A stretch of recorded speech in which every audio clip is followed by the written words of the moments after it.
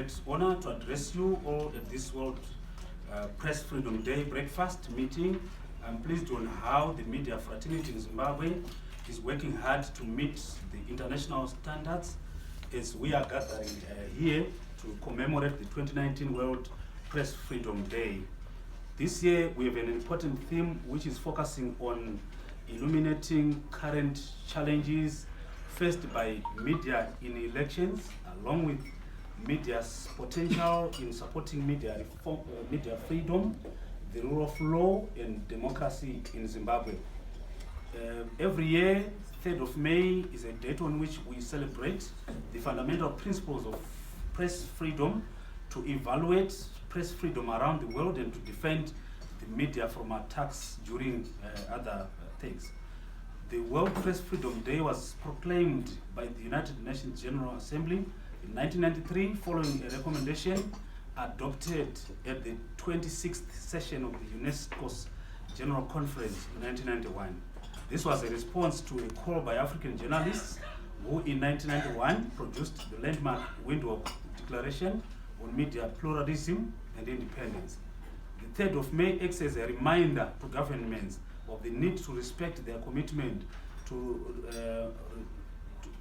press freedom, and is also a day of reflection among media professionals about issues of press freedom and professional ethics. Just as importantly, World Press Freedom Day is a day of support for media freedom, which is usually targeted in undemocratic states. It is also a day of remembrance for those journalists who lost their lives whilst doing their noble work. The Windhoek Declaration has a persuasive value as it provides for freedom of press principles that have found their way into the laws of various African countries. Some of the relevant provisions include Principle 1, which provides for the establishment, maintenance, and maintenance,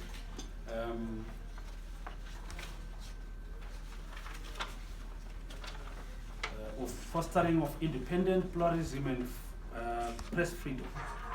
The declaration further expands on the meaning of independent press and pluralistic press, stating as follows, and I quote, "By an independent press, we mean a press independent from government, political or economic control of materials and infrastructure essential for the production and dissemination of newspapers, magazines, and periodicals.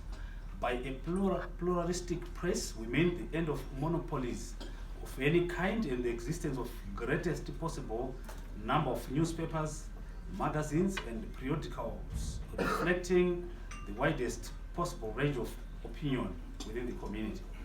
Ladies and gentlemen, Zimbabwe has endured a negative image for some time, which has militated against the country's competitiveness. There are various reasons that created a negative image for the country, including the implementation of government policies which attracted an onslaught from the Western countries, and the media environment has also not been helpful. In reality, our challenges as a country has led to media polarization. In order to create a positive outlook for the country, there's need to open up the media space. In order to create a positive outlook, as I said, there's need to create an open media space. Since the ushering of the Second Republic, the president has focused on getting Zimbabwe back among the community of nations.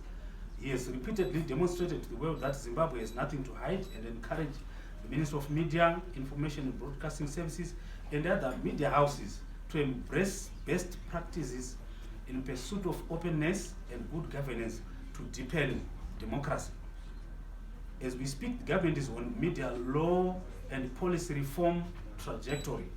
This trajectory was commenced with the announcement of the legislative agenda for the 9th Parliament by the President. The legislative agenda was informed by the need for the completion of the legislative alignment process.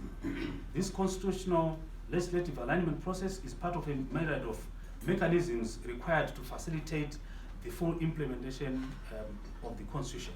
It entails the reform of existing legislation and at times the promulgation of new legislation required to give effect to the provisions of the Constitution. This therefore means that all laws that were founded on the former Constitution and not in tandem with the current Constitution are by definition unconstitutional. If these laws are left unattended, not only does it open a floodgate of constitutional cases or litigation, but it also adversely affects the operations of government and the state to the detriment of the people. More so, it will tarnish the international image of the country. It is in this vein that the Ministry of Information, Media, Information and Broadcasting Services has embarked on the process of reviewing our country's media laws and policies to see how they can be improved to achieve best international practices and to align the laws with the Constitution of Zimbabwe. In this process, the Ministry of Information is taking into consideration the views and recommendations made by other stakeholders under the media advocates banner, such as ourselves, MISA, ZUJ, SACRAS, and Editors Forum, among others. Other stakeholders include human rights lawyers, legal training institutions, research institutions, and the interministerial task force on alignment of laws. Ladies and gentlemen, our Constitution is a very progressive document, and the effort to give effect to its provisions must be welcomed.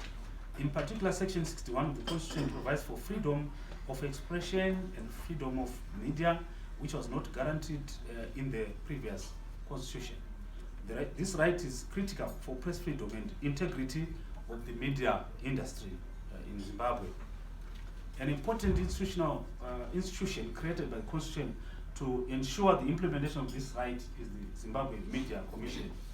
Some of the functions of this institution include upholding, promoting, and developing freedom of the media, and to promote and enforce good practices and ethics in the media industry. This commission is also critical in the monitoring of broadcasting in the public interest, whilst ensuring fairness and diversity of views broadly represented in the Zimbabwean society. As I stand here, I am pleased to inform you that the principles for the Zimbabwe Media Commission Bill were approved by Cabinet, and the bill is currently before the Attorney General's Office Drafting Division. They are working on the drafting. Again, our gratitude goes to all stakeholders who participated in the public consultative processes, as well as in the right shops that finalized the content of the principles for this law. Apart from the ZMC bill, Cabinet also adopted an approach in relation to the Access to Information and Protection of Privacy Act, IPA. As most of you here may be aware, IPA was promulgated in 2002. This act is in the process of being repealed and replaced with 3 acts, which are the Freedom of Information Bill, the Zimbabwe Media Commission Bill, and the Protection of Personal Data or Information Bill. The adoption of these bills demonstrates a serious commitment to media freedom, freedom of expression and regulation of the media.